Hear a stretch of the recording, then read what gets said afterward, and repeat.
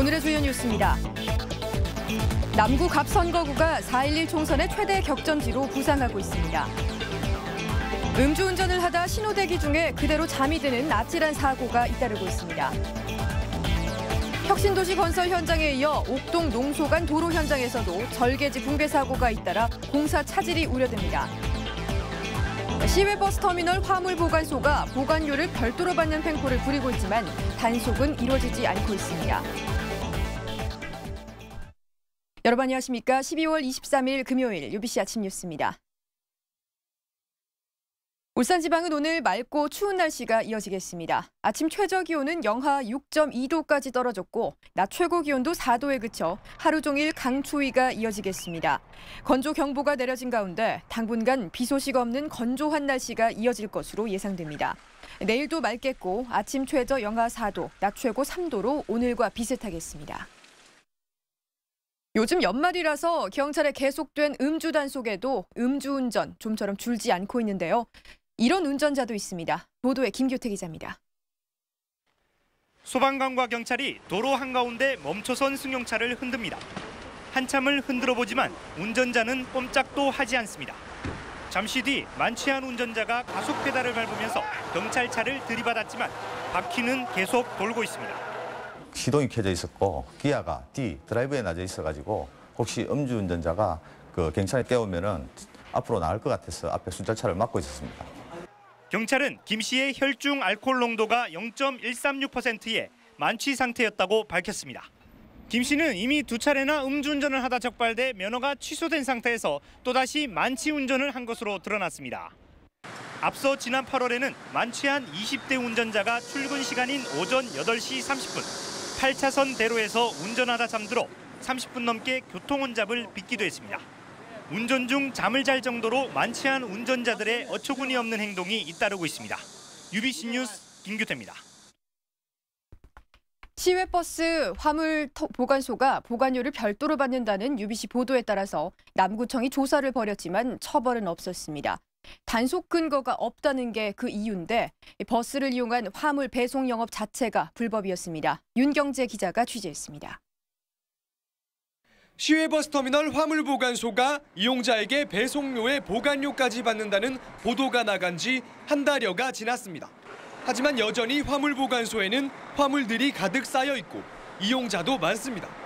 아니 가까이 있으니까 편하죠. 빨리빨리 오니까.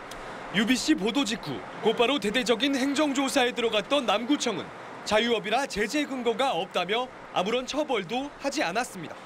하지만 버스들의 이런 화물 배송 영업은 불법으로 밝혀졌습니다. 운수사업법은 여객버스는 승객이 가지고 타는 짐과 우편물만 배송이 가능하다고 규정하고 있습니다. 불법이다 보니 이용자는 물론 버스기사도 화물 분실이나 파손으로 어려움을 겪는 경우가 많습니다. 회사에서는 신경 쓰기 싫으니까 기사에게 다 맡기지. 문제 생기면 기사한테 달린 거지. 단속 근거가 없다던 남구청은 불법 영업이라는 말을 듣고 입장을 바꿨습니다. 그래도 불법 아닙니까, 그죠? 근절하기 위해서는 최대한 노력은 저희들이 하도록 그래 하겠습니다. 한편 국토해양부는 버스의 화물 배송을 완전히 없앨 경우 오히려 시민들이 불편을 겪을 수 있다며 법 개정을 추진하겠다고 밝혔습니다. UBC 뉴스 윤경재입니다. 혁신도시에 이어 옥동 농소 간 공사 현장에도 절개지 붕괴 사고가 발생했던 것으로 드러났습니다. 잇따른 절개지 붕괴로 공사가 늦어지지는 않을까 우려됩니다. 조윤호 기자가 보도합니다. 경사면을 지탱하던 안반이 힘없이 흘러내렸습니다. 옥동 농소 간 도로공사 현장인데 붕괴된 절개지가 90여 미터에 이릅니다. 사고가 발생한 곳은 생태터널 조성 구간입니다. 2차례 붕괴가 발생하면서 한 달 전부터 공사가 중단됐습니다. 시공사 측은 안반층의 기울기가 급하지 않은 곳에서 발생한 이례적인 사고라는 입장입니다. 이 때문에 시공사는 공사 중지 명령을 받은 한 달 전 안전 진단을 의뢰했고 결과가 나올 때까지는 공사 차질이 불가피하다고 밝혔습니다. 전문가들도 예상을 못했던 부분이고 이걸 지방과 해랑 토목학회 그 작업을 진행시켜가고 그게 나올 겁니다. 집안이 갈라지고 도로가 균열된 혁신도시 붕괴 현장. 이것도 오는 27일까지 작업을 중단하고 원인과 대책 마련을 위해 안전 진단을 벌이고 있습니다. 일단은 진단을 이제 일을 해놨다 하니까 결과를 보고 보완이 되면은 공사해야 되죠. 어떤 진단을 기다려보고 있습니다. 다행히 두 곳 사업장 모두 공사 초기여서 심각한 차질은 없을 것이라고 밝혔지만 잇따르고 있는 붕괴 사고를 계기로 설계와 감리 업무 강화 등 철저한 대책 마련이 필요하다는 지적입니다. UBC 뉴스 조인호입니다. 부산지방노동위원회가 파업으로 해고된 현대자동차 사내하청업체 근로자 일부만 구제하기로 결정을 하자 노조가 크게 반발하고 있습니다. 이영남 기자가 보도합니다. 지난해 11월 2년 이상 근무한 비정규직은 정규직으로 간주해야 한다는 대법원 판결을 근거로 공장 점거 파업을 벌인 현대자동차 비정규직 노조. 부산지방노동위원회는 이 사건으로 해고된 현대차 사내하청 근로자 45명 가운데 23명만 부당하다며 복직을 결정했습니다. 반면 22명은 해고를 인정하고 정직 등 징계를 받은 나머지 408명의 구제 신청도 정당한 징계라며 각하했습니다. 노조는 진호위가 1공장과 3공장의 비정규직 근로자들은 현대차가 직접 고용한 것으로 인정했지만 결과적으로 파업 가담 정도가 약한 직원만 구제한 것이라고 반발하고 있습니다. 부산 진호위에서 원청 사용자성을 각 공장별로 인정을 한 부분이 있습니다. 근데 그런에도 불구하고 이렇게 해고가 또 정당하다는 판결에 대해서 저희들은 이제 인정할 수 없고. 노조는 지난해 7월 대법원이 사내 하청업체에서 해고된 최 모 씨가 제기한 소송에서 현대차와의 근로자 파견 관계가 인정되며 2년 이상 근무했기에 직접 고용으로 간주된다는 판결과 배치된다고 주장합니다. 노조는 또 지난 9월 충남지방노동위원회도 아산공장 사내 하청업체 해고자 193명이 낸 구제 신청에서 현대차를 실제 사용자로 봐야 한다고 판단했다고 덧붙였습니다.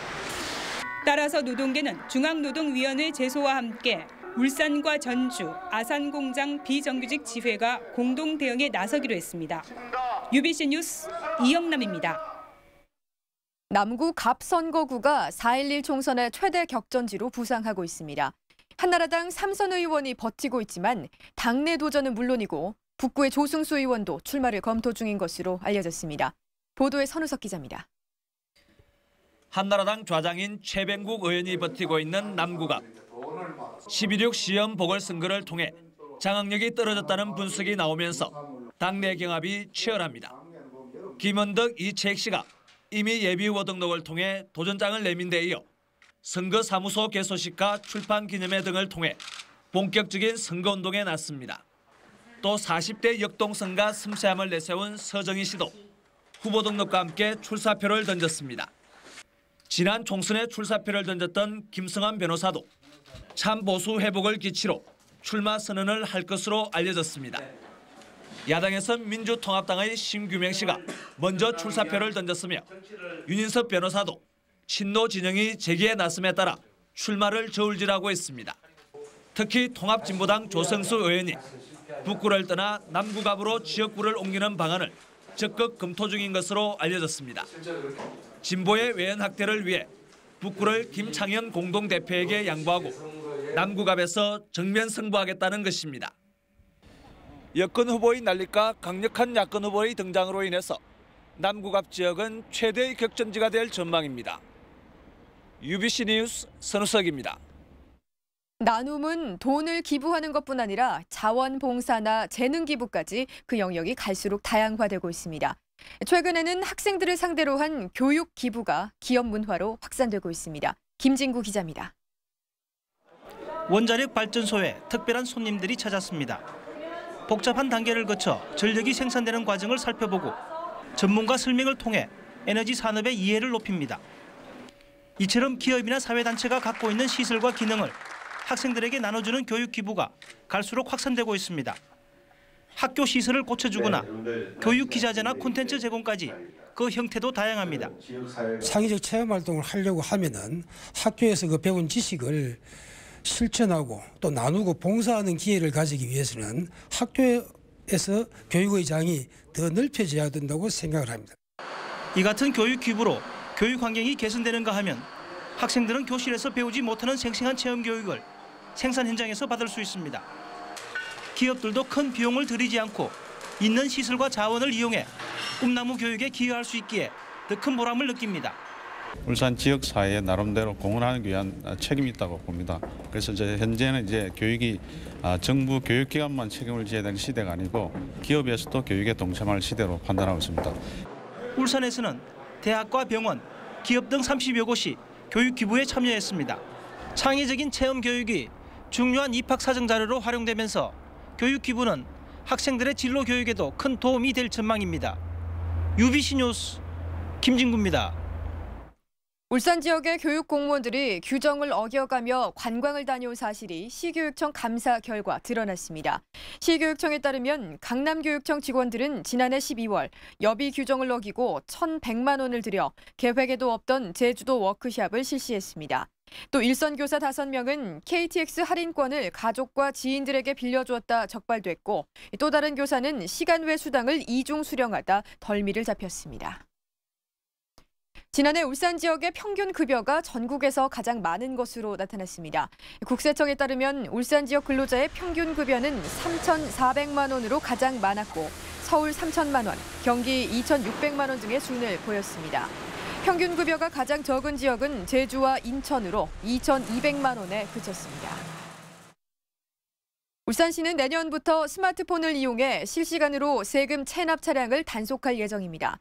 시는 체납 차량의 번호판 영치 업무 효율을 높이기 위해서 내년 3월부터 스마트폰을 이용한 실시간 단속 시스템을 운용할 계획이라고 밝혔습니다. 이 시스템이 구축되면 단속 공무원이 현장에서 체납 현황을 확인할 수 있게 됩니다. 동구 주민들도 내년부터 자전거를 타다 사고가 날 경우 구청에서 상해보험금을 지원받을 수 있게 됩니다. 동구청은 7천만 원의 예산을 들여 내년 3월부터 주민을 위한 자전거 보험 서비스를 실시한다고 밝혔습니다. 동구의 자전거 보험 서비스는 북구와 남구에 이어서 3번째입니다. 중구 젊음의 거리에 이어 삼산 디자인 거리에서도 크리스마스 이브인 내일 저녁 6시부터 눈꽃 축제가 열립니다. 남구청은 사계절 눈을 뿌릴 수 있는 기계를 이용해 30분 동안 디자인 거리 일대에 인공 눈을 뿌리고 거리 음악회와 선물 나눠주기 등의 행사를 진행하기로 했습니다. 프로농구 울산 모비스가 크리스마스를 앞두고 오늘 안양 KCG와의 홈 경기에 엑센트 승용차를 경품으로 내걸었습니다. 모비스는 이번 경기에서 시즌 회원들에게 선수들이 직접 사인한 사진이 들어있는 크리스마스 카드를 증정하고 건강검진권과 가족사진 촬영권 등 다양한 경품을 나눠줄 계획입니다.